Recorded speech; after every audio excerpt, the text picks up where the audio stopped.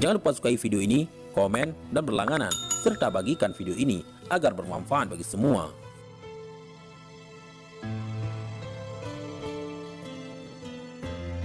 Dari sekian banyak malaikat, ada 10 malaikat yang wajib diketahui. Salah satunya adalah malaikat Israel. Malaikat Israel mendapatkan tugas pencabut nyawa, sehingga kehadirannya bisa jadi paling ditakuti. Namun bagaimanakah wujud dari malaikat Israel tersebut? Simak penjelasan berikut ini.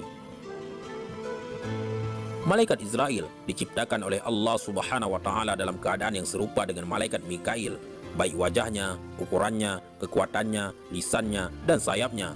Semuanya tidak kurang dan tidak lebih. Di sana digambarkan malaikat Israel memiliki wajah 4, satu wajah di muka, satu wajah di kepala, satu di punggung, dan satu lagi di telapak kaki.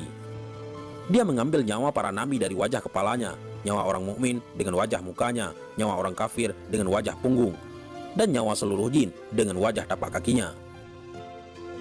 Dari kepala hingga kedua telapak kakinya berbulu za'faran, dan di setiap bulu ada 1 juta muka. Di setiap 1 juta muka mempunyai 1 juta mata dan 1 juta mulut dan tangan. Ia memiliki 4.000 sayap dan 70.000 kaki. Salah satu kakinya di langit ke-7 dan satu lagi di jembatan yang memisahkan surga dan neraka. Setiap mulut ada 1 juta lidah. Setiap lidah boleh berbicara 1 juta bahasa. Jika seluruh air di lautan dan sungai di dunia disiramkan di atas kepalanya, niscaya tidak setitik pun akan jatuh melimpah.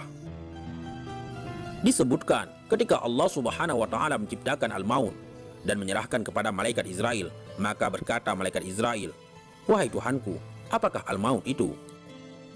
Maka Allah Subhanahu wa Ta'ala menyingkap rahasia Al-Maun itu dan memerintahkan seluruh para malaikat menyaksikannya. Setelah seluruh malaikat menyaksikannya Al-Maun, maka tersungkurlah semuanya dalam keadaan pingsan selama 1000 tahun. Setelah para malaikat sadar kembali, bertanyalah mereka, "Ya Tuhan kami, adakah makhluk yang lebih besar dari ini?" Kemudian Allah Subhanahu wa Ta'ala berfirman, "Akulah yang menciptakannya dan akulah yang lebih agung daripadanya. Seluruh makhluk akan merasakan Al-Maut tersebut." Kemudian Allah Subhanahu wa Ta'ala memerintahkan Israel mengambil Al-Maun. Allah telah menyerahkan kepadanya. Walau bagaimanapun, malaikat Israel khawatir jika tidak berdaya untuk mengambil, karena Al-Maut lebih agung daripadanya. Kemudian Allah Subhanahu wa Ta'ala memberikannya kekuatan, sehinggalah Al-Maut itu menetap di tangannya. Disebutkan pula, setelah seluruh makhluk hidup dicabut nyawanya pada hari kiamat kelak, dan yang tersisa tinggal malaikat Israel, lalu Allah Subhanahu wa Ta'ala menyuruhnya untuk mencabut nyawanya sendiri. Demi melihat dahsyatnya sakaratul maut yang sedang terjadi terhadap dirinya, beliau mengatakan, "Ya Allah, seandainya saya tahu ternyata pedih sekali sakaratul maut ini, tidak akan tega saya mencabut nyawa seorang mukmin." Malaikat Israel diberi kemampuan yang luar biasa oleh Allah, hingga barat dan timur dapat dijangkau dengan mudah olehnya, seperti seseorang yang sedang menghadap sebuah meja makan yang dipenuhi dengan berbagai makanan yang siap untuk dimakan. Ia juga sanggup membolak-balikkan dunia sebagaimana kemampuan seseorang sanggup membolak-balikkan uang.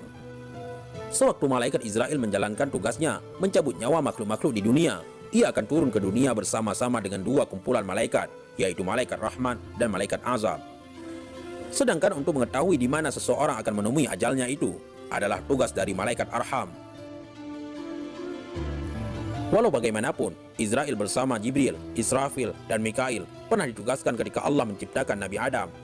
Israel juga adalah antara malaikat yang sering turun ke bumi untuk bertemu dengan para nabi. Antaranya ialah Nabi Ibrahim alaihissalam dan Nabi Idris alaihissalam.